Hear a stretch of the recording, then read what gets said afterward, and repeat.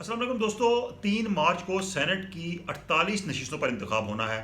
लेकिन असल इंतखाब एक नशिस्त पर होगा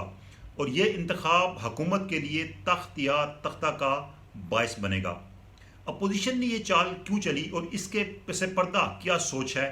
ये तफसील हम आपको बताएंगे आज की वीडियो में। मैं हूं सरफराज राजा, आप मौजूद हैं हमारे साथ हमारे यूट्यूब चैनल पर। और अगर आपने हमारा चैनल सब्सक्राइब नहीं किया तो उसको अभी सब्सक्राइब कर लीजिएगा, बेल आइकन जरूर दबाइएगा ताकि हमारी वीडियोस की अपडेट फौरी तौर पर आप तक पहुंच सकें। तो दोस्तों, इससे पहले हमने एक वीडियो में आपको बताया था कि एक अहम शख्सियत जिनका नाम यूसुफ रज़ा गिलानी है, उनको सेनेट में लाया जा रहा है। और उनको सेनेट में क्यों लाया जा रहा है ये भी हमने आपको बताया था कि चेयरमैन सेनेट के लिए एक बड़ा उम्मीदवार अपोजिशन सामने लाना चाह रही है, जिस पर तमाम जमातें मुत्तफिक भी हों और वो एक ऐसी पर्सनैलिटी हो जो कि एक हाई प्रोफाइल पर्सनैलिटी हो और जिसका अपना भी असर और रसूख पार्लियामेंट के अंदर हो। तो इस हवाले से हम आपको बताएं कि यूसुफ रज़ा गिलानी को सेनेट में लाने की तजवीज़ सबसे पहले नवाज शरीफ ने दी थी और उन्होंने कहा था यूसुफ रज़ा गिलानी को कि वो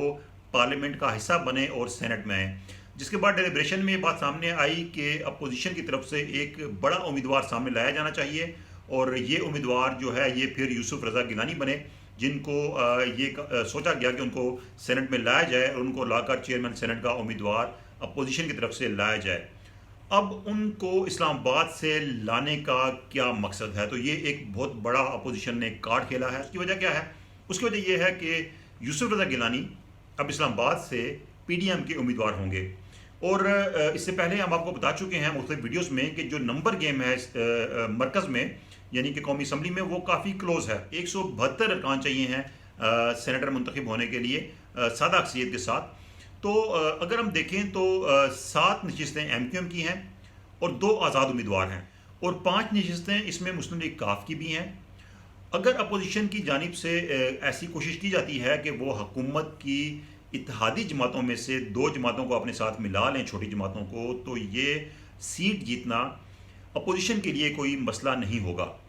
इसके अलावा ये भी हम सुन रहे हैं, ऐसी इतलात भी हैं कि अपोजिशन जो है वो हुकूमत के कुछ नाराज़ अरकान को टारगेट कर रही है। इससे पहले हम इसकी तफसीलात आपको बता चुके हैं मुख्तलिफ वीडियोस में। और इन नाराज़ अरकान के साथ राब्ते हैं अपोजिशन के, तो ये नाराज़ अरकान भी खासा अहम किरदार अदा करेंगे इस इलेक्शन में। तो अब हम आपको बताएं कि ये जो सीट है ये इंतहाई अहम क्यों है और इसमें हुकूमत किस तरह फंस गई है। तो अब सूरत हाल ये है कि बाकी तो इंतखाब होता रहेगा चारों सूबों में, लेकिन जो मरकज़ का इंतखाब है, अब तमाम तर नज़रें इस पर इसलिए होंगी कि अगर यूसुफ रज़ा गिलानी ये नशिस्त जीत जाते हैं, क्योंकि उनका अपना भी एक काफ़ी असर और रसूख है,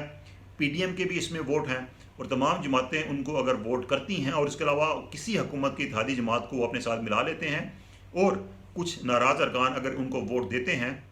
और अगर हम यूँ बात कर लें कि MQM जिसकी 7 नशिस्तें हैं और 2 आज़ाद अरकान जो कि इस वक्त काफ़ी जो है मुतनफ़र दिखाई दे रहे हैं हुकूमत से, इससे पहले वो हुकूमत की सपोर्ट करते रहे हैं, अगर वो हुकूमत को सपोर्ट नहीं करते, हुकूमत को वोट नहीं देते और यूसुफ रज़ा गिलानी को वोट डाल देते हैं, तो इसका मतलब है कि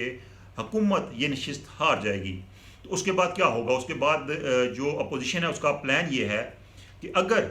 यूसुफ रज़ा गिलानी ये नशिस्त जीत जाते हैं, जिसके लिए भरपूर वर्किंग की जाएगी, जैसा कि मैंने बताया कि तमाम तर जोर अपोजिशन इस नशिस्त पर लगाएगी।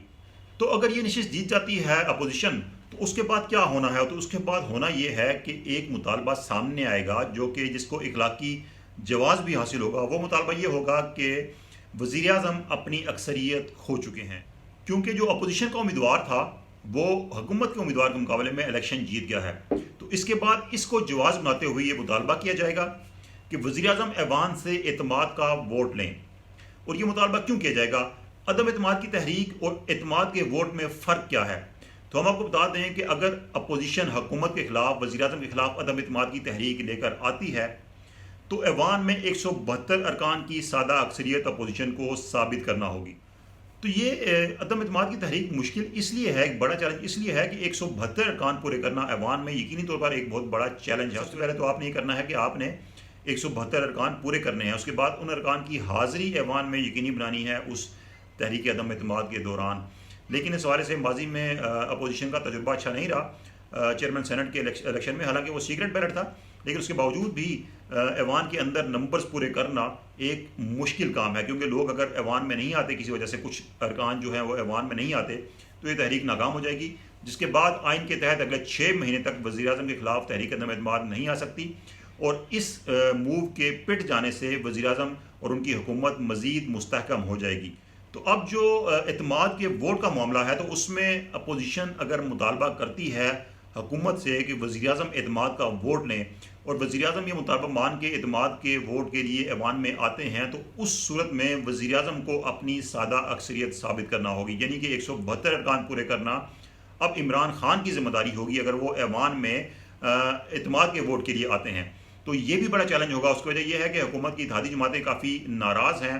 اور کئی ناراض ارکان بھی ہیں جو کہ ایوان سے غائب ہو سکتے ہیں، جیسا کہ اپوزیشن کے معاملے بھی ہم ایک امکان ظاہر کر رہے ہیں، تو حکومت کے معاملے میں بھی یہی امکان ہے۔ اگرچہ حکومت کی جو برتری ہے وہ تقریباً